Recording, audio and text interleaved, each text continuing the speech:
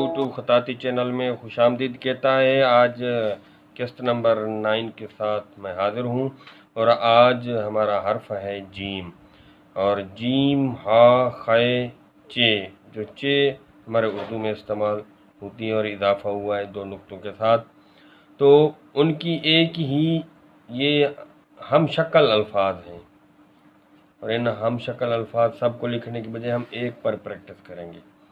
और आज मैं इसकी दलील दूंगा कि मेरा जो मौजू शुरू से चलता आ रहा है, अलिफ और दायरा और फिर चकोर, ये मैंने आपको बताया, इसको चकोर का नाम देकर मैं बताता रहा हूँ अलिफ और बा के हवाले से।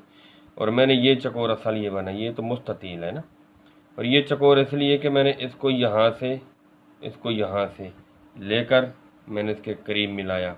ये नीचे वाला हिस्सा बा, ऊपर वाला हिस्सा जीम, और बा की जो चाल है वो दाएं से बाएं की तरफ है और इसका जो जाविया है वो एंड में 99 का बनता है, 90 का नहीं 99 का, और ये 45 का बनता है और ये दाएं से बाएं की तरफ जाती है।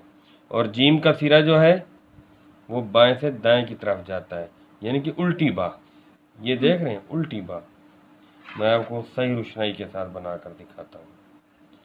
ये देखिए, ये देखिए, ये यहाँ, ये जीम का सिरा हो गया।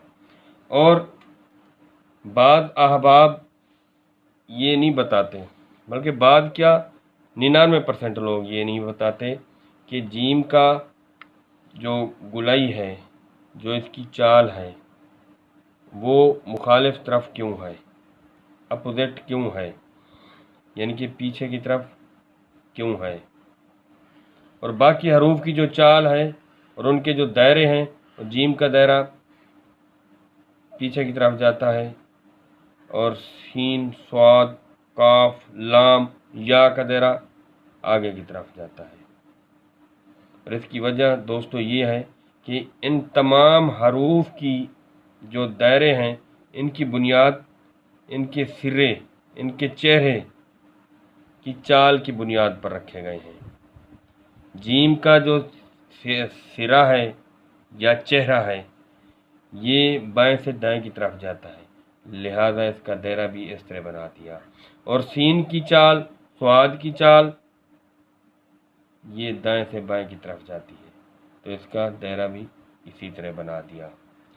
तो ये नतीजा क्या निकला कि ये जीम, दायरा, ये चकोर, जिसे मैं इसको भी चकोर कहता हूँ कि ये मुस्ततील नुमा है, और बा और जीम इसी से निकली, एक दूसरे का उल्ट और अपोजिट है ये।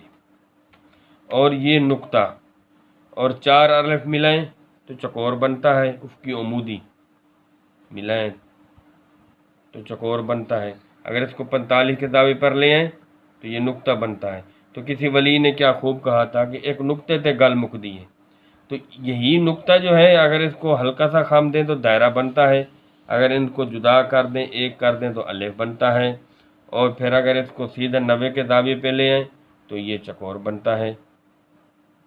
तो ये पूरी खताती अलिफ की बुनियाद अलिफ बनी, यानी कि बुनियाद अलिफ बनी, फिर दायरा और चकोर, ये इसके असूल हैं।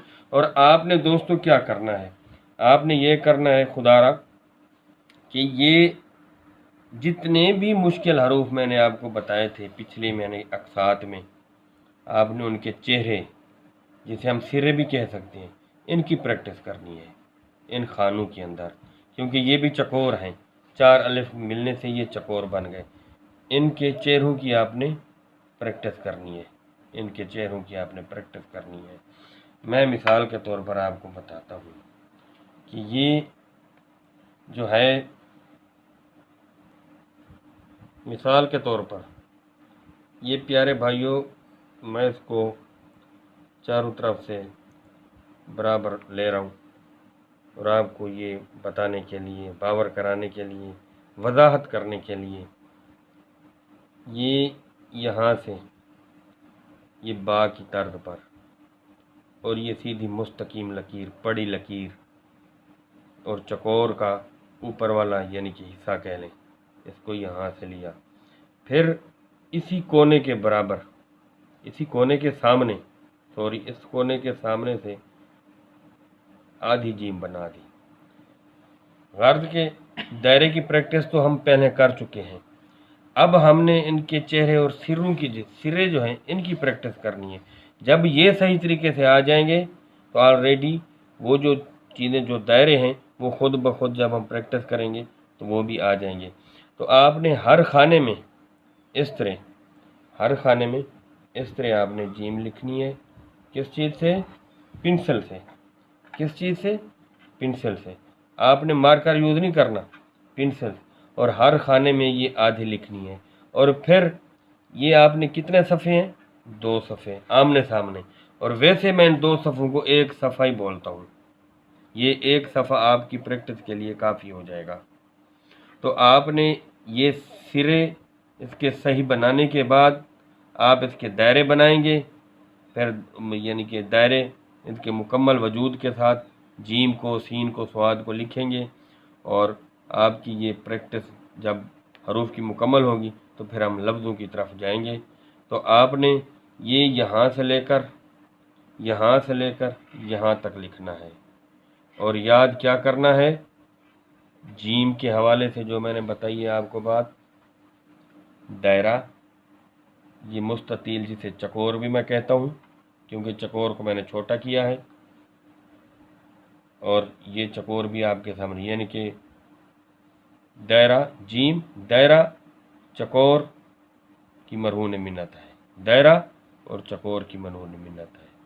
और ये नुक्ता भी साथ मिला लें तो कोई बात नहीं, ये समझाने के लिए मैंने आपको कहा है। यकीनन ये चीज़ें आपकी समझ में आएंगी और मैं ये बुनियादी चीज़ें आपको बताता जा रहा हूँ। और काइंडली आप इसको आगे फैलाएं और लोगों को बताएं, बजाय इसके कि मैं ड्रामेबाजी करके आपको बताता रहूँ, मुख्तलिफ अल्फाज लिख कर आपको दिखाता रहूँ, उसका कोई फ़ायदा नहीं जब दलील के साथ ना समझाऊँ। तो इंशाअल्लाह अगली किस्त में हम जो हर्फ जो है वो दाल, हर्फ दाल के हवाले से आपको बताएंगे और इंशाअल्लाह बड़ी तफसील के साथ, दलीलों के साथ आपको समझाऊंगा। और आप इस हवाले से ये गिनती वाला दस्ता, कच्ची पेंसिल और ये रेज़र और शार्पनर ये मत भूलिए, और इसको बारीक नोक के साथ लिखना है और नरमी से कलम चलानी है। और कलम चलाने का, कलम पकड़ने का तरीका मैं पहले अपनी अक्सात, गुज़श्ता अक्सात में बता चुका हूँ, आप उसको रिमाइंड कीजिएगा। बड़ी मेहरबानी, नवाज़िश, शुक्रिया। गुलजार नदीम आपसे इजाज़त चाहता है, इसे सब्सक्राइब भी करते रहें और आगे दोस्तों को भी बताते रहें। अल्लाह हाफ़िज़।